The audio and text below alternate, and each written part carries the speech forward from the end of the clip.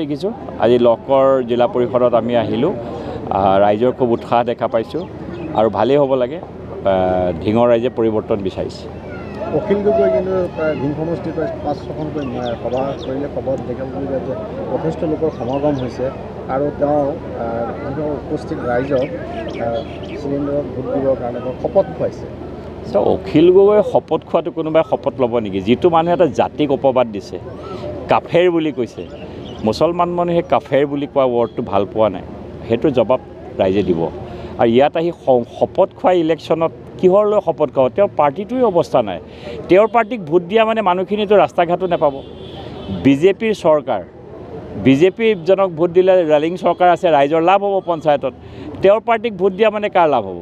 কাৰোতো লাভ নহয় তে মানুহ যাব নেকি অপজিশ্যনত ঢিঙৰ মানুহটো আৰু ইমান অশিক্ষিত মানুহ নহয় যে তেওঁলোকে বুজি নাপায় চব বস্তু শিক্ষিত মানুহ জ্ঞানী মানুহ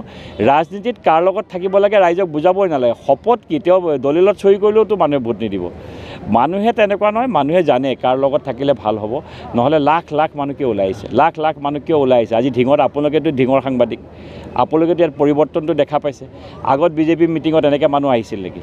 আগত আহিছিল এইবাৰতো আপুনি চাওক আৰু এবাৰ আমি কাম কৰিছোঁ কষ্টও কৰিছোঁ আৰু এবাৰ ৰেছপনচিবল আমি লৈছোঁ এবাৰ বাহিৰৰ নেতা অনা নাই আমাৰ নিজৰ ঘৰৰ নেতাই এবাৰ ৰেছপনচিবল লৈছে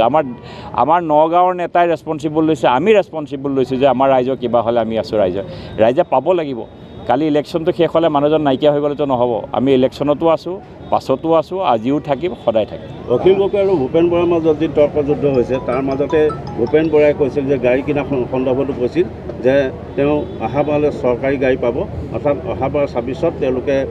চৰকাৰ গঠন কৰিব এনেধৰণৰ কথা কৈছে যে তেওঁ চৰকাৰী গাড়ী পাব গতিকে নতুন গাড়ী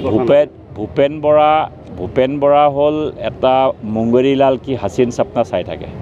মুংগেৰীলালৰ হাচিন সপনাটো আপোনালোকে জানেই তেওঁ সদায় অলৌকিক দিনতে যে সপোন দেখা দিবা স্বপ্ন দেখা মানুহ হ'ল ভূপেন বৰা সদায় সপোন দেখে তেওঁলোকে ইলেকশ্যনৰ আগে তেওঁলোকে অহাবাৰ ইলেকশ্যনত আহিবলৈতো মানুহ পাব লাগিব প্ৰথম কথা বিধানসভা ইলেকশ্যন 2024ত হ'ব 2025ত আজি পঞ্চায়ত ইলেকশ্যন হৈছে আপুনিতো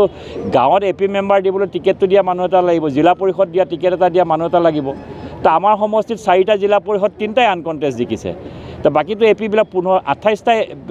পঞ্চায়ত তাৰে 15টা পঞ্চায়তত আমি আনকণ্টেষ্ট জিকিছোঁ কেলৈ তাত মানুহেই নাই কংগ্ৰেছে টিকেট দিবলৈ মানুহ পোৱা নাই এতিয়া কংগ্ৰেছে যেতিয়া টিকেট দিবলৈ মানুহ নাপাব সেইটো দলৰ স্থিতি ক'ত আছে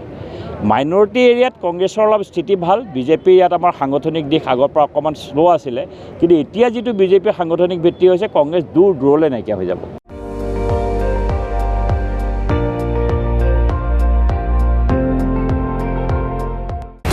আপুনি চাই আছে ND24 সৰ্বশ্ৰেষ্ঠ নহয় সৰ্বোত্তমৰ দৌৰ